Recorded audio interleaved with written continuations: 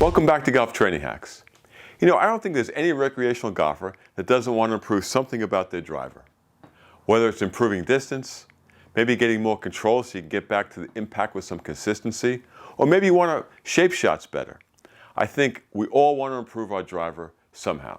An important aspect of improving your driver is improving the way your body moves. Because after all, the golf swing is just a sequential group of movements that have to be timed and sequenced right. So it's really important to be able to control your movements. Now let me ask you a question. How much time do you spend on the floor? And do you have a problem getting down and back up off the floor? Unfortunately, a lot of adults have a problem with that basic human movement. That's a movement that a 2-year-old has mastered, yet many adults can't do it. Now here's the next question.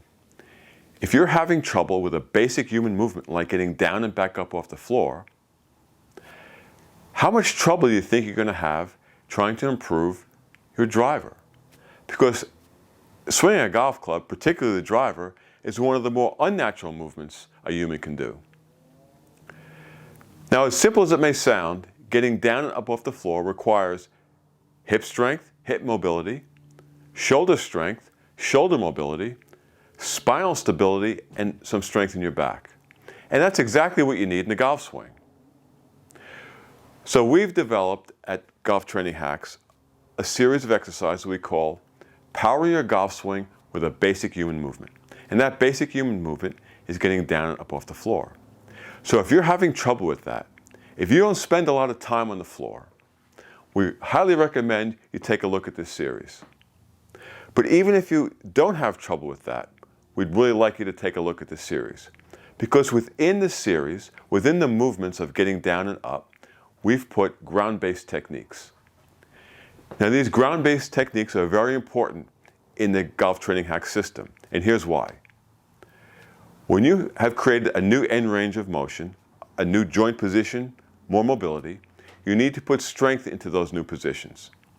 Because if you can't put force into a new end range position, you're actually at a heightened risk for injury because you're destabilizing the joint. That makes sense, right? If you have a new end range, but you can't put force into it, that joint position is going to be unstable, and that's going to cause an injury. But there's another reason why we need to put gentle force into these new ranges of motion, which is what our ground-based exercises do. It's because if the brain perceives that a joint position is a threat, meaning it's going to cause an injury, it's going to shut things down.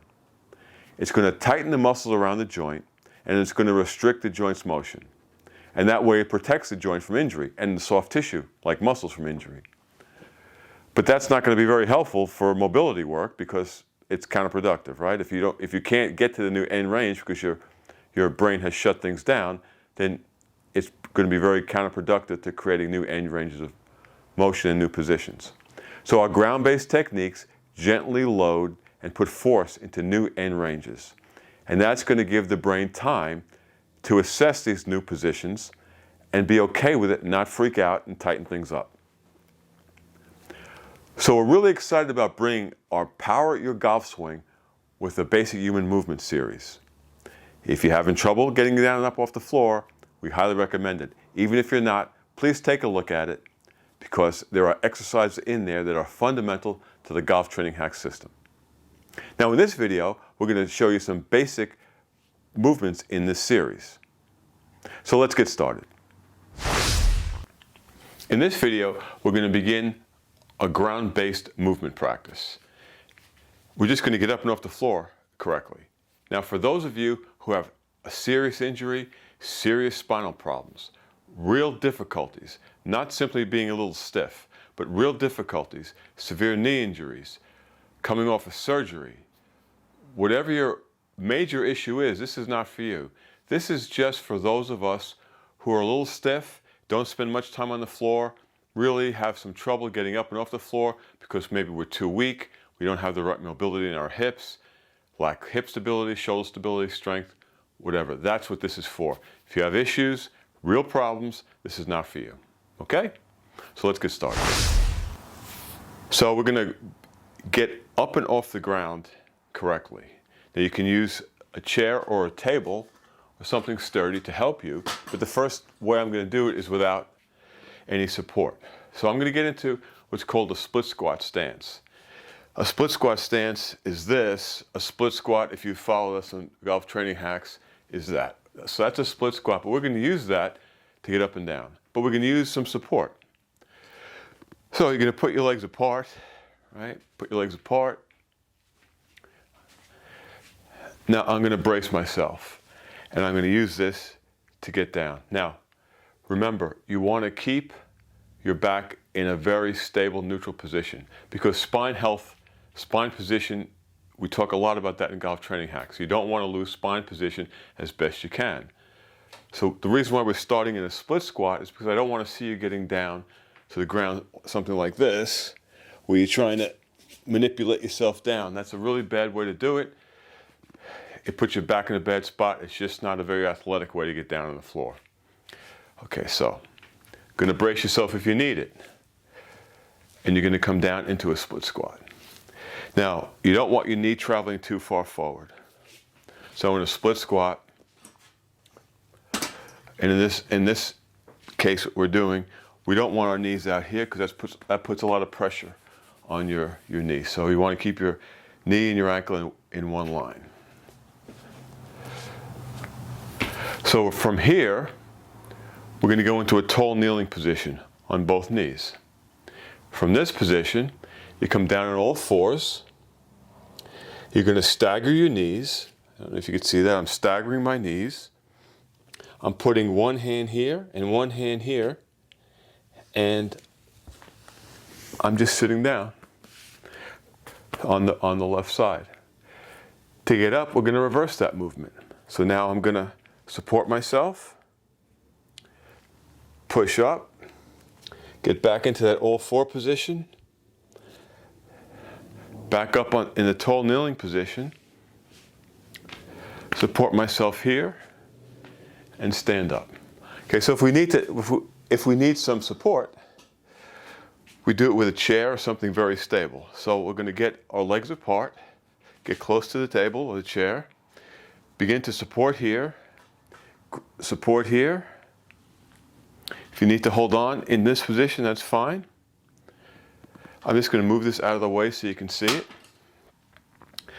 I'm down on all fours. I'm going to stagger my knees.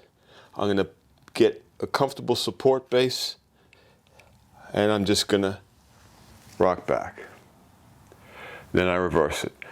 Get some support, lift myself up, get on all fours. I'm going to bring this back. You can put yourself up like this. You can use that and that. Get into the split squat position without driving your knee too far forward. And then use this hand and this arm to stand up again.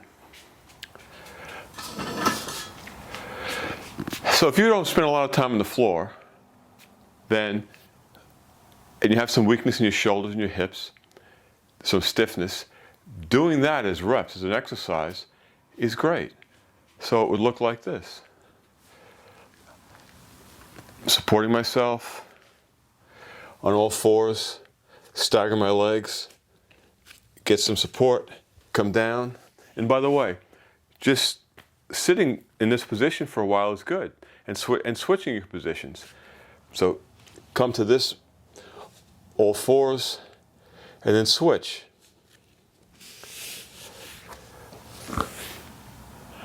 Right? You can go back and forth with this. Stagger, support,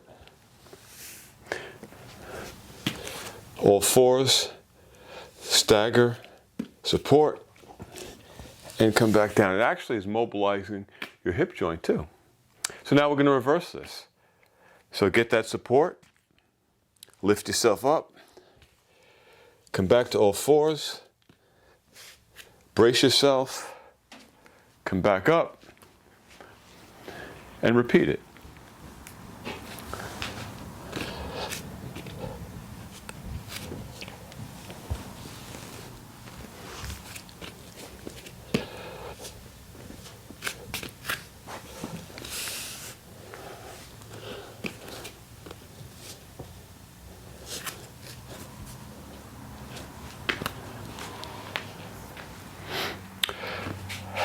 that's a beautiful sequence for those of us who have trouble getting up and off the floor. That's the beginning of a ground-based movement practice. You got to spend time on the floor. You got to improve your movement.